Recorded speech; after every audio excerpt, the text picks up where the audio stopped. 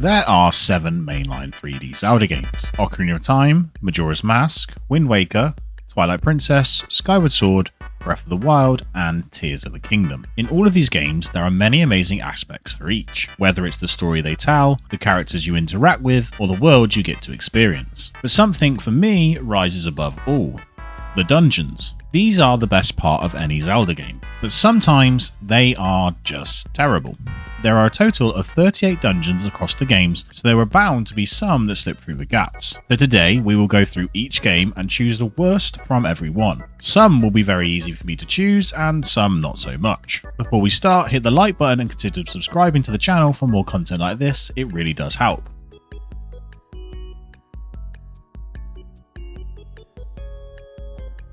The Ocarina of Time has a stacked roster of 9 dungeons, 3 as Child Link and 6 as adult. With one of the strongest lineups of dungeons in the series, you might think it's hard to pick, but you would be wrong. Jabu's Belly. For me, this dungeon is one that I dread every time I play. The only thing I find worse than this is the Ice Cavern, but that's not really considered dungeon, so Jabu is getting my full attention. For starters, while on paper having a dungeon in a living animal is cool, in reality, it was revolting. It was flesh-covered walls that all look the same. Then we move on to the mechanical part of the dungeon, which is in no short form an escort mission with the most annoying escort possible. A stroppy teenage fish that won't even walk. Carrying her around this confusing set of corridors, picking her up and putting her down, it's absolutely relentless. Backtracking multiple times. Then once you access some of these rooms using Little Miss Won't Walk, you are greeted by a giant, hanging, flaccid-looking appendage. Again, is just gross. There are only a few positives to this dungeon: the boomerang, which is a great item to obtain, and the fact it's so different in terms of a dungeon, considering you're inside a living being, makes it very unique. And the boss fight with Baronade is very creative, but outside that, it sits comfortably at the bottom of the pile for me in this game.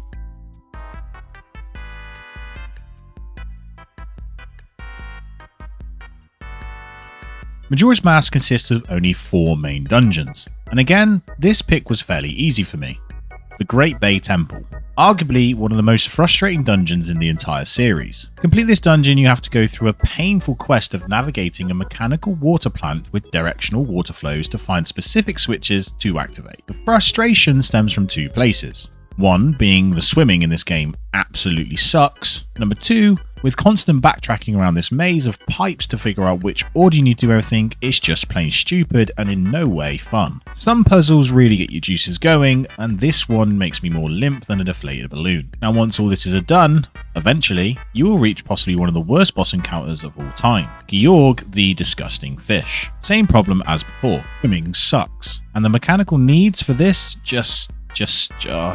no, it sucks. This dungeon does have some redeeming features. The 2 mini-boss fights are interesting and unique, and a fun way to break up the dungeon. And I guess it's cool to be in a working machine mechanism, but outside of that, this dungeon sits bottom of the list for Majora's Mask.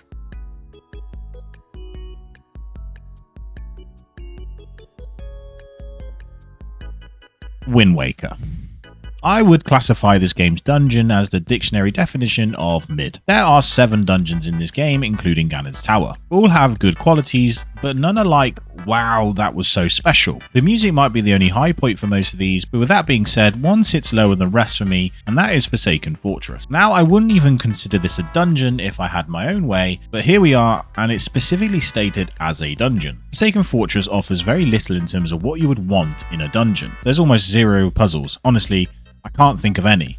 Someone correct me if they can. The majority of this is done in stealth mode, as you lose your sword almost instantly. Don't get me wrong, it's cool, but after you figure out how you actually reach your sword, you are done with the getting in the barrel gameplay. And the thing this struggles most with is that it's the first dungeon you play in the game, which is a big letdown to start with. Sure, you come back later for a second bash at the fortress, and the fight with Phantom Ganon is cool, but again, it's a process of turning off a couple light and climbing back up with a couple more obstacles in the way. The one amazing quality this dungeon does offer is in the second journey here, and that is the boss fight at the end with the Halmarok King, which is a pretty epic and fantastically unique fight atop the tower of the fortress. Outside of that, it falls very short of my standard for a dungeon, so it comes last.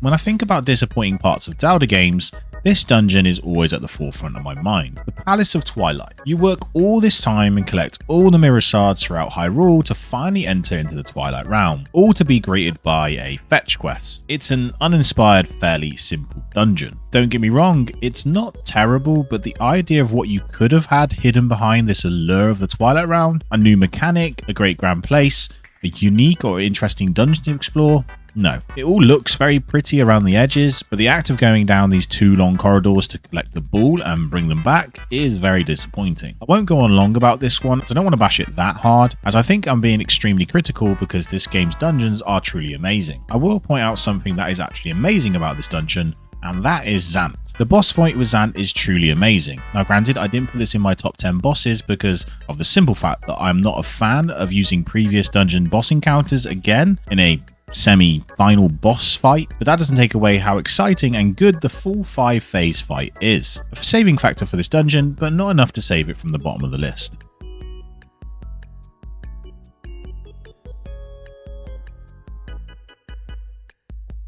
Skyward Sword hosts 7 dungeons. In my opinion, they keep the worst still last.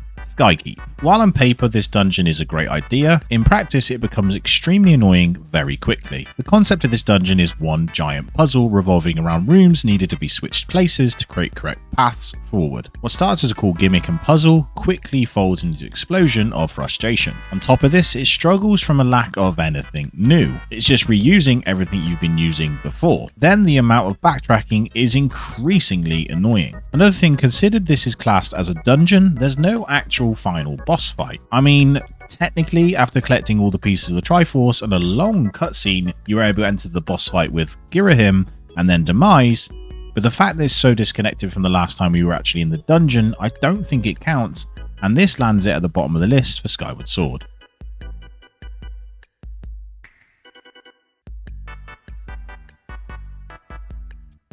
Breath of the Wild is a game I feel very strongly about. The game is phenomenal in almost every aspect, from the exploration, the combat systems, abilities, and everything in between, except for one thing, the so-called dungeons. All 4 divine beasts on this game are considered a dungeon, but for me, they shouldn't even qualify, and that's why all 4 of them, for me, are the worst. That's right, all of them. Now they might be cool to look at and how they are a living part of the map, but them as a dungeon absolutely suck. They are so simple, completely void of anything interesting, and as I said earlier on, dungeons are one of the most important factors in a Zelda game to me. Breath of the Wild was a huge letdown in this department. The Divine Beast consists of the same thing. You grab a map, activate switches around the beast itself, utilizing a slightly different mechanic for each of them to move the beast about itself, and none of them really land. What makes it worse is the bosses of each of these are completely uninspired too. All of them essentially have the same profile, just with a slightly different way to be able to stun them, and even then, if you have them, you can just shoot them with the arrows if you have enough. It's just a complete miss from Nintendo, and one I will hold on to forever because it really let the rest of the game down.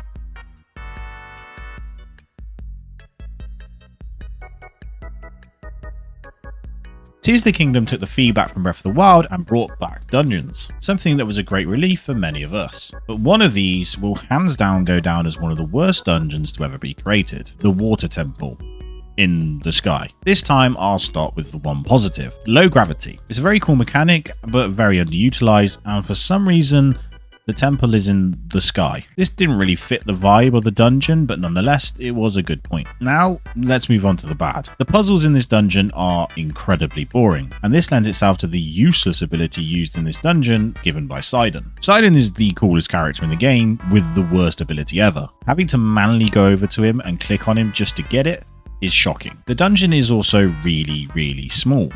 You can practically see everything as soon as you enter, taking away any mystery if there was any to begin with. It follows the same pattern of activate switches using the companion's ability across the map to lead to the final encounter, which is just very boring. And then we get to that final encounter, and we're greeted by this. I've previously stated that whoever came up with this boss should receive a pay cut, and I mean it because it sucks. Having to use that water ability from Sidon to clear the shit from the boss's arena and chase him is incredibly irritating and not fun at all. Overall, this dungeon may rank bottom of any list I do for dungeons in Zelda ever. And there you have it. That's my worst dungeons from every 3D Zelda game. Let me know in the comments if you agree or if you have one that you don't like as much. If you enjoyed the video, hit the like button and subscribe for more. And also head to the description for my links to my Twitch, where I stream most days. Thanks for watching, and I'll see you in the next one. Rusty out.